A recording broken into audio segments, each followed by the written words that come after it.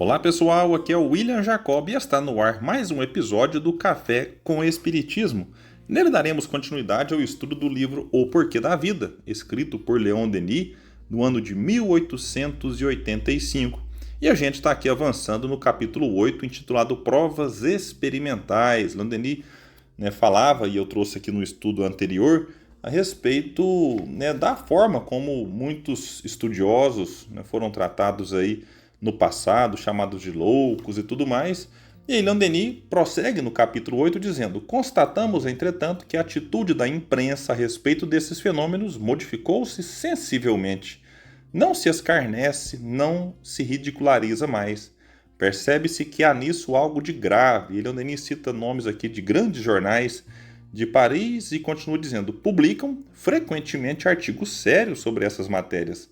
A doutrina do espiritualismo experimental espalha-se no mundo com uma rapidez prodigiosa. Nos Estados Unidos, seus adeptos se contam aos milhões. A Europa Ocidental está iniciada e até nos meios mais atrasados fundam-se sociedades de investigações, surgem numerosas publicações. O Instituto Metapsíquico foi fundado em Paris com o concurso do Estado para o estudo experimental destes fatos.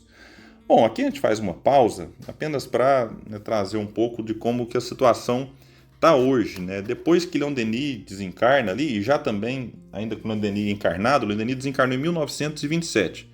Vários dos espíritas que lideravam o movimento espírita europeu vieram desencarnando nesse período. Camille Flammarion foi ali em 1925, 27 veio Leon Denis, aí também desencarnou não muito depois Gabriel Delany.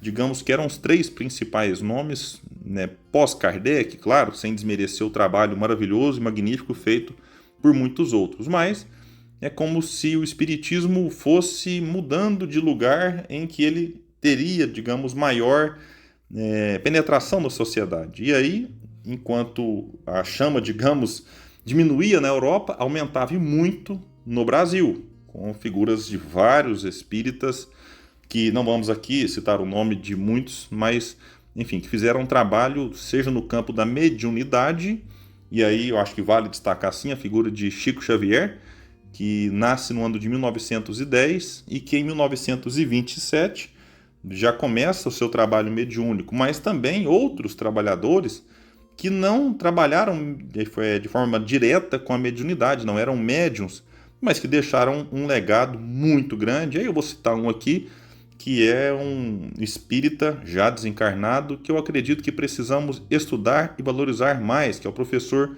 José Herculano Pires, que escreveu muitos livros e colaborou muito com a doutrina espírita. E, claro, muitos outros oradores, escritores, dirigentes, médiuns no Brasil fizeram com que hoje, por exemplo, esse país fosse o país com o maior número de espíritas.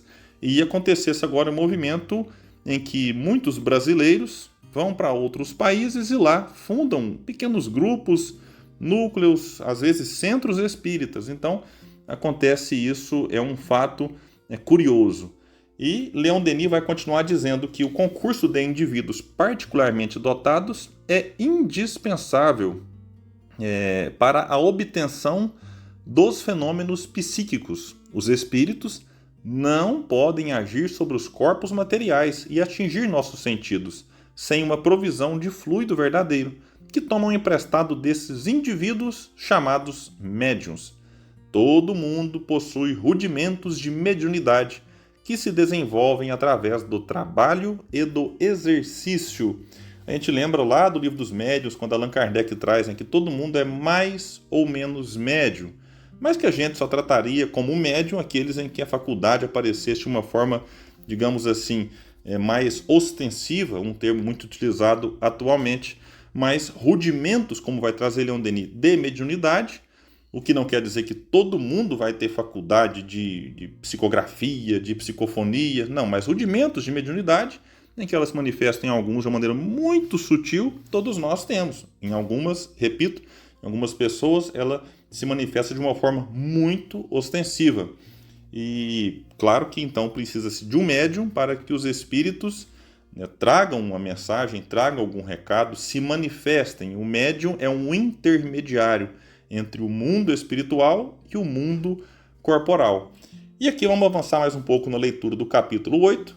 Vai dizer Leon Denis que a alma, na sua existência de além-túmulo, não está desprovida de forma. Ela possui um corpo fluídico, de matéria vaporosa, quintessenciada, chamada perispírito, que pré-existe e sobrevive ao corpo material, do qual ele é, ao mesmo tempo, o esboço, o modelo e o motor.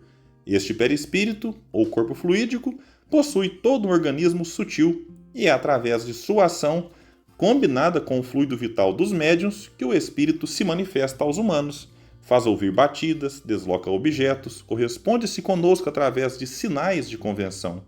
Em alguns casos, ele pode até se tornar visível, ele espírito mesmo, viu, pessoal? Visível, tangível, produzir a escrita direta, mensagens e até impressões e moldes de seu envoltório materializado. Todos esses fatos foram observados milhares de vezes pelos sábios que designamos e pelas pessoas de todas as classes, de todas as idades, de todos os países.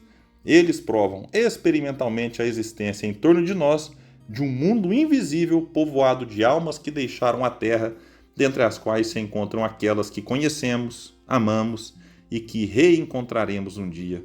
São elas que nos ensinam a filosofia consoladora e grandiosa da qual esboçamos mais acima os traços essenciais. No nosso próximo estudo do livro O Porquê da Vida, eu trago aqui algumas reflexões e também alguns detalhes sobre até essa questão dos espíritos eventualmente poderem se materializar. O que eu já adianto é algo momentâneo, em sessões raríssimas que aconteciam mais no passado, em que tinha ali a possibilidade de se materializar um espírito por conta da presença de um médium de efeito físico e que ao fim da sessão o espírito se desmaterializava, né, ficando aí apenas com a sua forma espiritual e trazendo valiosas lições para os presentes nas reuniões. Então é isso, pessoal. A gente fica por aqui até o nosso próximo estudo do livro O Porquê da Vida, aqui no nosso Café com o Espiritismo.